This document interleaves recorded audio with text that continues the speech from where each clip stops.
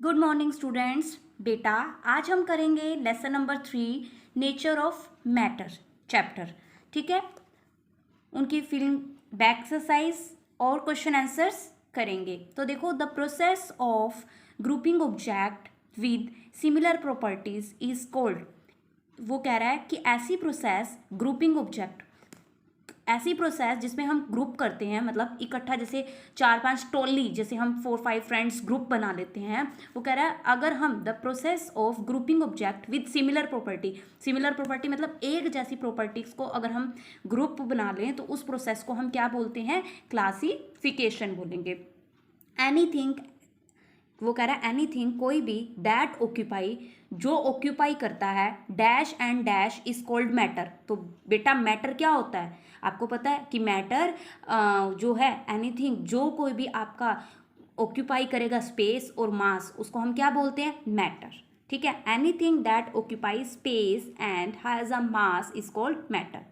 ठीक है, मैटर। अब अगर आपको वो डेफिनेशन पूछी जाए मैटर की, तो आप क्या कहोगे कि मैम जो कोई भी हमारा स्पेस घेरेगी या उसका कोई ना कोई मास होगा, उसे हम क्या बोलते हैं? मैटर बोलते हैं। ठीक है, in dash state of matter, in dash state of matter the constituent particle have very little hold on one another। ऐसी कौन सी स्टेट ऑफ पार्टिकल है जहां पर constituent particles little little hold होते हैं? तो बेटा देखो, ऐसी कौन सी स्टेट है हमारे पास? बेटा कितनी स्टेट्स थी? 3 स्टेट्स थी। 3 स्टेट्स कौन सी थी बेटा? एक हमारे पास सॉलिड स्टेट है, सॉलिड स्टेट में जो हमारे जो पार्टिकल्स हैं वो टाइटली बाउंड है, हमें दिखाई भी दे रहे हैं। और लिक्विड स्टेट में क्या, हमें थोड़े थोड़े दूर दिखाई दे रहे हैं। और गैसीय स्टेट में तो आपको दिखाई नहीं दे रहे, है ना? गैसेस पे जो पार्टिकल्स हैं हमें दिखाई बहुत कम दिखाई दे रहे हैं, इनविजिबल टाइप हो रहे हैं।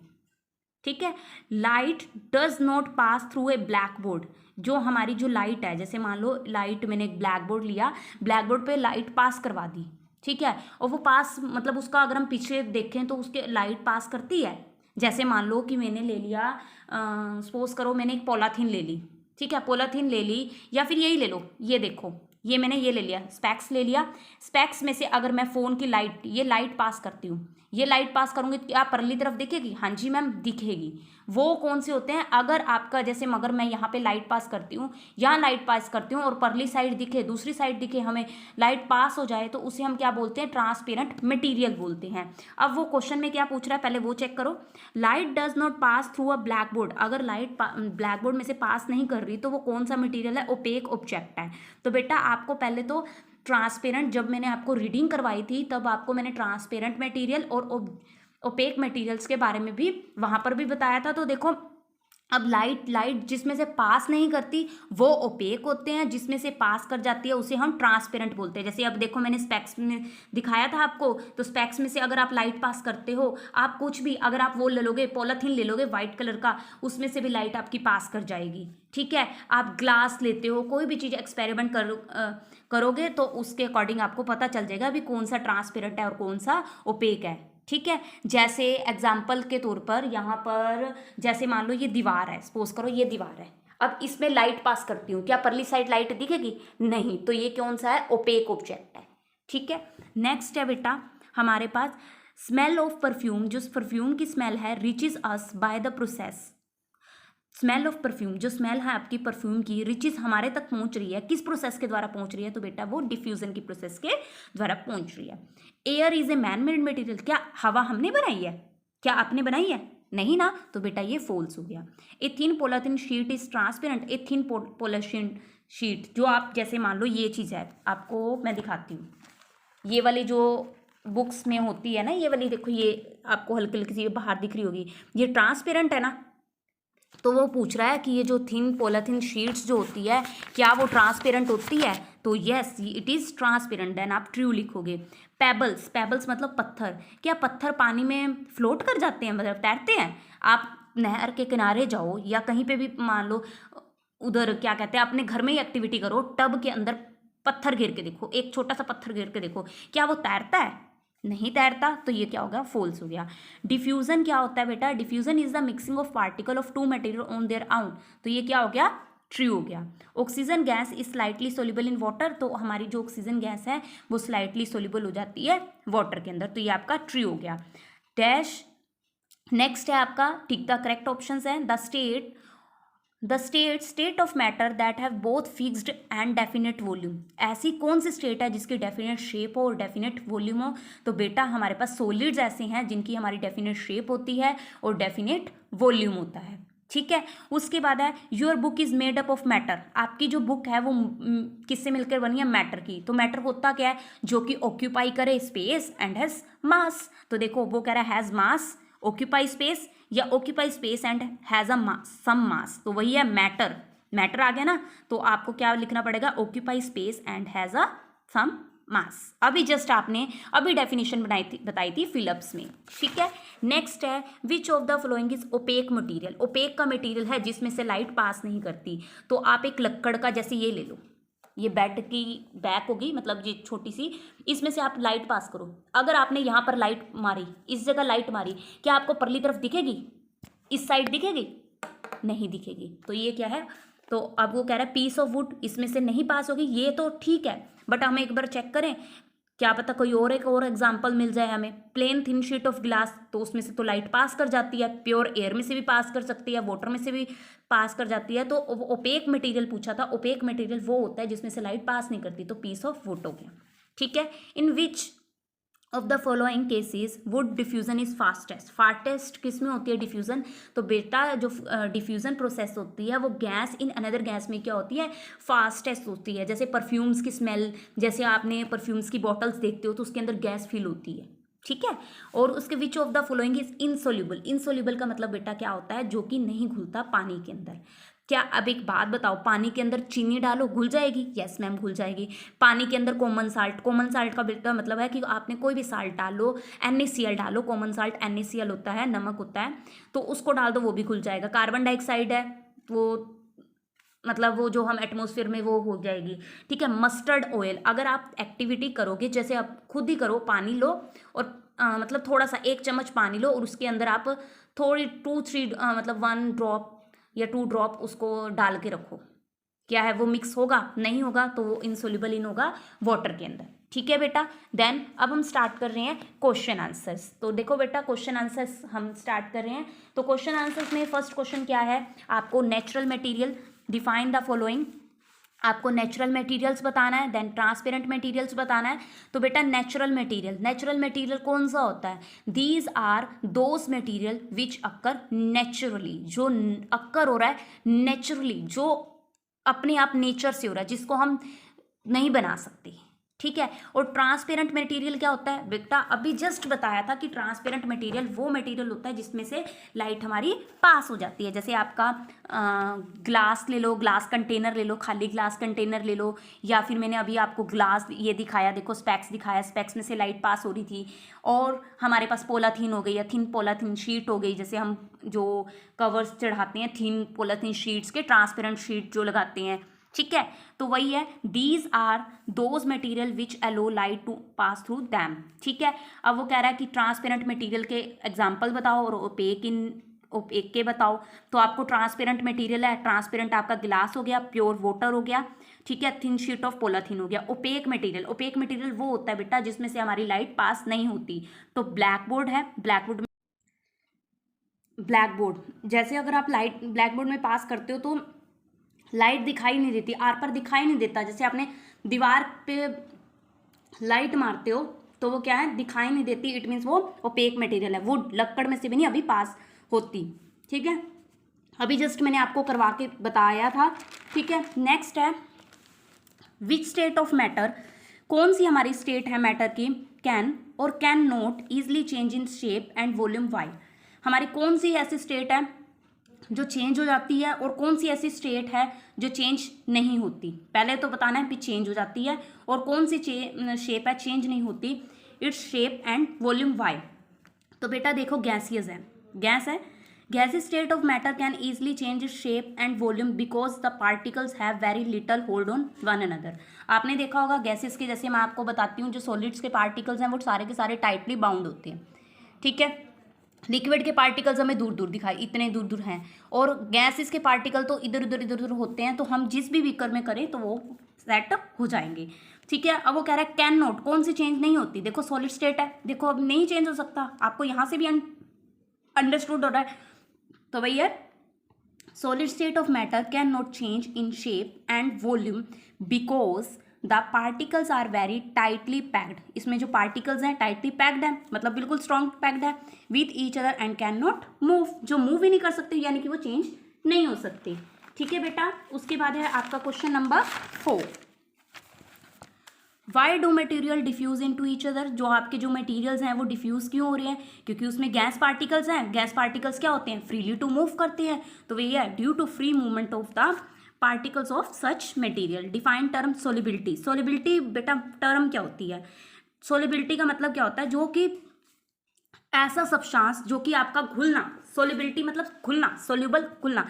जैसे आपने पानी लिया, ठीक है, पानी लिया और आपने गिवन सोल्ट ले ली या शुगर ले लिया. मतलब या तो आपने चीनी ले ली या फिर आपने नमक ले लिया. पहले एक गिलास में आप पानी लोगे, ठीक है. एक गिलास में जब आप पानी लोगे और आपने चीनी ले ली, अगर वो घुल गई, चीनी और पानी क्या होते हैं? घुल जाते हैं ना. घुल गए तो इट मीन्स सोलेबल हो गया, वो सोलिबिलिटी होगी. तो भैया maximum amount of substance that can be dissolved in a given volume of a given liquid. हमें गिवन वॉल्यूम दिया. जैसे मान लो मेरे पास एक गिलास में पानी है, ठीक है. एक गिलास में मैंने पानी ले लिया, उसमें मैंने 1 चम्मच चीनी डाला, 2 चम्मच चीनी डाली, तो वो घुल गई, तो उसे हम सोलिबिलिटी कहते हैं. हाउ, देखो आगे क्वेश्चन क्या है. हमने टर्म सोलिबिलिटी तो बता दिया, but how does it change और increasing the temperature of water. अगर मैं उसको, आपने देखा होगा आपकी मम्मी, जैसे मान लो कोई गेस्ट आ गया, ठीक है, और अर्जेंटली आपको क्या है, नींबू पानी बनाना है, तो आप कई बार क्या है, घोलने की बजाय क्या करते हो, गैस पे गरम कर लेते हो, पानी को गरम कर लेते हो और चीनी मिक्स. जैसे आपने एक बीकर ले लिया, मतलब जो भी पतीला ले लिया, पतीले में पानी डाला, पानी के अंदर आपने चीनी जितनी आपको नींबू पानी बनाने के लिए चाहिए उसमें रख दी, और फिर आप उसको गैस ऑन करते हो तो आपकी फटाफट से घुल जाती है. तो घुल जाती है, वो कैसे घुलती है? क्योंकि आपने टेम्परेचर बढ़ाया है, ठीक है. तो वही कह रहा है क्या होगा अगर आप टेम्परेचर बढ़ाओगे. तो देखो ऑन इंक्रीजिंग द टेम्परेचर, अगर आपने टेम्परेचर बढ़ाया तो solubility of substance generally increasing, जल्दी से वो इंक्रीज हो जाएगा. This means in given volume of water a large amount of substance can be dissolved if water is heated. अगर आप जितना वाटर मतलब क्या होगा हीट करोगे उसमें फटाफट से जल्दी से घुल जाएगा. तो name 3 materials that are soluble. Soluble का मतलब है घुल जाना, और आपको घुलने और ना घुलने वाले सब्सटेंसेस के बारे में बताना है, मटेरियल्स के बारे में बताना है. Name 3 materials that are soluble insoluble in water. पहले तो सोल्यूबल इन वाटर मतलब जो पानी में घुल रहे हैं. तो बेटा शुगर मतलब चीनी है, चीनी आपकी पानी में घुल रही है. सॉल्ट आपका नमक घुल रहा है पानी में. लेमन नींबू भी घुल जाता है, ठीक है. मिल्क भी मिक्स हो जाता है. मिल्क के अंदर आप क्या है, पानी डाल दो, पानी के अंदर मिल्क डाल दो, लस्सी बनाते हो, कच्ची लस्सी बनाते हो, तो हो जाता है ना. Insoluble in water mustard oil, mustard oil हो गया. ऑयल सिंपल जो घर में यूज़ कर रहे हो, सरसों का तेल हो गया. सैंड रेत, पानी के अंदर रेत डालो, वो नीचे बैठ जाती है, घुलती नहीं है, बैठ जाती है. कॉइन्स ले लो, पानी के अंदर क्या है, पानी के अंदर आप वो डाल दो, सिक्का, कोई भी सिक्का, जैसे 1 रुपये का, 2 रुपये का, 3 रुपये का, कोई भी सिक्का डाल दो तो वो नहीं घुलेगा. नेक्स्ट है क्वेश्चन, ई पार्ट है बेटा आपके. Why do solid have fixed shape and why do solids have fixed shape and a definite volume. उसकी definite, why do solids have a fixed shape and a definite volume. जो solids होते हैं उनकी definite shape क्यों होती है और definite volume क्यों होता है, फिक्स्ड शेप क्यों होती है, उसके बारे में बताना है. क्योंकि आपको पता ही है जो सॉलिड्स होते हैं उनकी डेफिनेट शेप क्यों होती है, क्योंकि उनके जो मॉलिक्यूल्स हैं वो टाइटली पैक्ड हैं और वो मूव नहीं कर सकते, है ना. तो वही है, because their molecules are tightly packed and they can do not move to each other. Briefly describe an activity to show that pure water is transparent liquid. Pure water क्या है, ट्रांसपेरेंट लिक्विड है. क्या करोगे बेटा, आप पानी लो, ठीक है, पानी ले लिया आपने, किसी गिलास पे ले लिया, उसके अंदर आपने कॉइन डाल दिया, सिक्का डाल दिया, ठीक है, सिक्का डाल दिया, तो सिक्का आपको दिख रहा है ना, आप सिक्के को देख पा रहे हो ना. तो इट मीन्स क्या है कि जो है आपका वाटर क्या है, ट्रांसपेरेंट लिक्विड है, ठीक है. ट्रांसपेरेंट मटेरियल वो होता है जिसमें हम आर पर देख सकते हैं. तो देखो, टेक अ कॉइन, कॉइन ले लिया and put the coin in beaker of water. If you can be able to see the coin, अगर आप कॉइन को क्लियरली देख पा रहे हो, then we can say that pure water is transparent, ठीक है.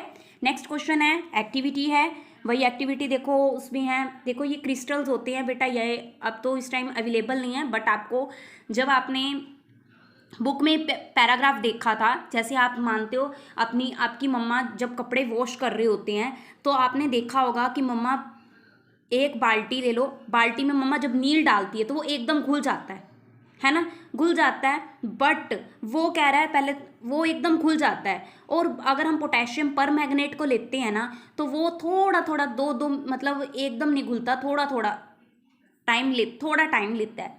जैसे एक्टिविटी से मैं अभी आपको दिखाती हूँ, describe an activity to show that a solid can diffuse slowly into a liquid. एक सॉलिड है, अगर सॉलिड मैं किसी पानी में डालूँ तो वो डिफ्यूज हो रहा है, मतलब फैल रहा है, दिखाती हूँ अभी। We take a test tube, आपने एक टेस्ट ट्यूब लेनी है, फिल्ड विद वाटर, पानी से फिल्ड होनी चाहिए वो, and add a drop of, बेटा ड्रॉप किसकी डालनी है, ये एक पोटेशियम पर मैग्नेट जो है बेटा ये क्रिस्टल होता है, ये आपका लैब में होगा, आपने उसके अंदर डाला टेस्ट ट्यूब के अंदर। वी सी दैट, आप देखोगे pink colour spread slowly in water, slowly जैसे आप कलर डालते हो, कलर हल्का हल्का सा घुल के फिर बाद में मिक्स होता है, ये शो कर रहा है solid can diffuse slowly into liquid. ये देखो बेटा, ये है पहले मेरे एक टेस्ट ट्यूब है, वही टेस्ट ट्यूब ली मैंने, टेस्ट ट्यूब में मैंने डाला, कुछ नहीं हुआ, थोड़ा सा हल्का हल्का दिखाई दिया। आफ्टर सम टाइम इसी टेस्ट ट्यूब की बात कर रहे हैं, देखो इतना घुल गया, फिर ये हो गया, फिर ये मिक्स हो गया, ठीक है। तो ये है, ये आपका ये पिंक कलर का क्या है बेटा, पोटेशियम पर मैग्नेट का क्रिस्टल है, ये आपका लेबोरेटरी में होता है, लैब्स में होता है, ये आपका केमिस्ट्री लैब में होगा, ठीक है। नेक्स्ट है आपके पास क्वेश्चन नंबर 4। क्वेश्चन नंबर 4 क्या कह रहा है, व्हाट इज सैचुरेटेड सॉल्यूशन। बेटा सैचुरेटेड सॉल्यूशन क्या होता है, पहले मेरी बात को सुनो। आप क्या करोगे, पानी ले लो 1 गिलास, ठीक है, 1 गिलास ले लिया, आपने 1 चम्मच चीनी डाल दी घुल गई, 2 चम्मच चीनी डाल दी घोल दी, आपने ये प्रोसेस करते रहो, आपने आधा गिलास चीनी डाल दी, घुल जाएगी। जब आपने जितना पानी और जितनी चीनी डाली, क्या वो घुल जाएगी, नहीं घुलेगी, तो उस स्टेज को हम क्या कहते हैं, सैचुरेटेड सॉल्यूशन कहते हैं। देखो यही है, ए solution in which more of given substance can not dissolve, जब आपकी चीनी पानी में घुलनी बंद हो जाएगी उसे हम कहते हैं सैचुरेटेड सॉल्यूशन बोलते हैं। देखो यही है, प्रिपेयर, वो कह रहा है कि हमें, देखो क्वेश्चन में क्या है, what is saturated solution, saturated solution बता दिया कि आपको, देखो ये देखो, मान लो ये है, इतनी टेस्ट ट्यूब में मैंने ले ली, इतना पानी था, 1 चम्मच चीनी पाई घुल गई, 2 चम्मच पाई, 3 चम्मच पाई, 4 चम्मच पाई, 5 चम्मच पाई, 6 चम्मच पाई, 7 चम्मच पाई, 10-15 चम्मच डाल दी। एक टाइम ऐसा होता है जब चीनी घुलनी बंद हो जाती है, तो वो उस टाइम को, उस कंडीशन को हम क्या बोलते हैं, सैचुरेटेड सॉल्यूशन बोलेंगे, जो सॉल्यूशन प्रिपेयर होगा।